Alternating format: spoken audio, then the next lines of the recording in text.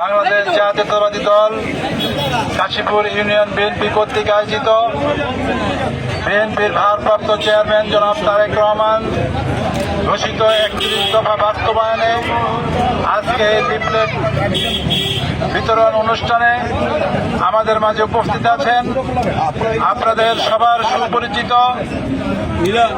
রাজপথের লড়াকু সৈনিক, কেন্দ্রীয় নির্বাহী কমিটির অন্যতম সদস্য, নারায়ণগঞ্জ জেলা বিএনপির আহ্বায়ক অধ্যাপক মামুন মাহমুদ ভাই আমাদের মাঝে উপস্থিত আছেন।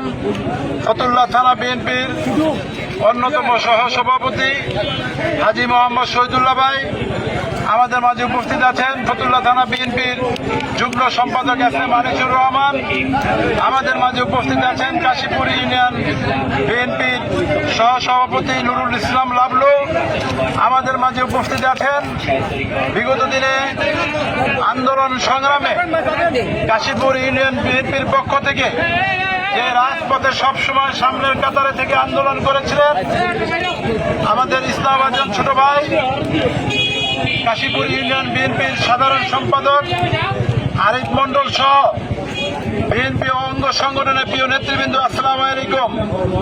আমরা আজকে আপনার এখানে মার্চ করব, আমরা ডোর টু ডোর যাব, আমরা 31 দফা বাস্তবায়নের লক্ষ্যে জনগণকে সচেতন করব। আমাদের নেতা বিএনপির ভারপ্রাপ্ত চেয়ারম্যান এই 31 দফা দিয়েছেন। আগামীতে বিএনপি ক্ষমতায় আসলে এই 31 দফা বাস্তবায়ন করা হবে ইনশাআল্লাহ।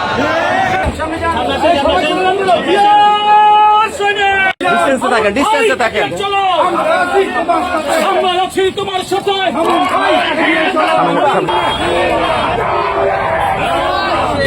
2023 সালে এই রাষ্ট্র কাঠামো মেরামতের জন্য আমাদের নেতা, আমাদের অভিভাবক জনাব তারেক রহমান সাহেব রাষ্ট্র কাঠামো মেরামতের জন্য 31 দফা ঘোষণা করেছেন। কেন তিনি এটা উপলব্ধি করলেন?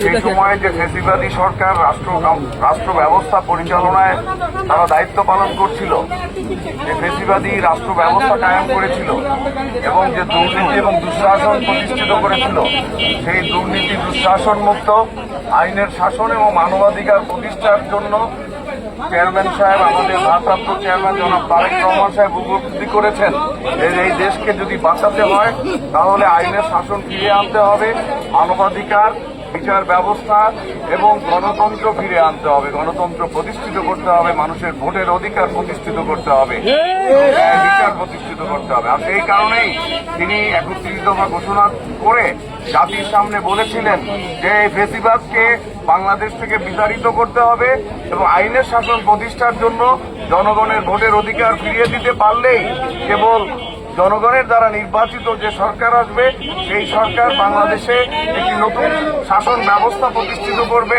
যে শাসন ব্যবস্থায় জনগণ ফ্যাসিবাদ মুক্ত হবে, গণতন্ত্র ফিরে আসবে, আইনের শাসন ফিরে আসবে, দুর্নীতি মুক্ত হবে, মানুষের এই যে দারিদ্রতা দিন দিন বাড়ছে, দারিদ্র মুক্ত একটি বাংলাদেশ গড়ে উঠবে।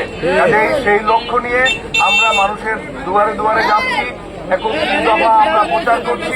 এই 31 দফার ভিত্তিতে আগামী দিনে যদি বাংলাদেশ জাতীয়তাবাদী দল রাষ্ট্র পরিচালনার দায়িত্ব পায়, যদি বাংলাদেশ জাতীয়তাবাদী দলের নেতা জনাব তারেক রহমান দেশ পরিচালনার দায়িত্ব পায়, তাহলে এই 31 দফার ভিত্তিতে আগামী দিনে এই বাংলাদেশ গড়ে উঠবে, আবার একটি নতুন বাংলাদেশ হিসেবে তারেক রহমানের নেতৃত্বে আগামী দিন গড়ে উঠবে। আমরা কোনো ভাইয়ের লোক নই, আমরা দেশনেত্রী বেগম খালেদা জিয়ার লোক, আমরা দেশ নায়ক জনাব তারেক রহমানের লোক। আমরা কোনো ভাইয়ের রাজনীতি নয়, এখানে যাকে মনোনয়ন দেয়া হবে আমরা তাকে সবাই মিলে কাজ করে আমরা তাকে নির্বাচিত করব।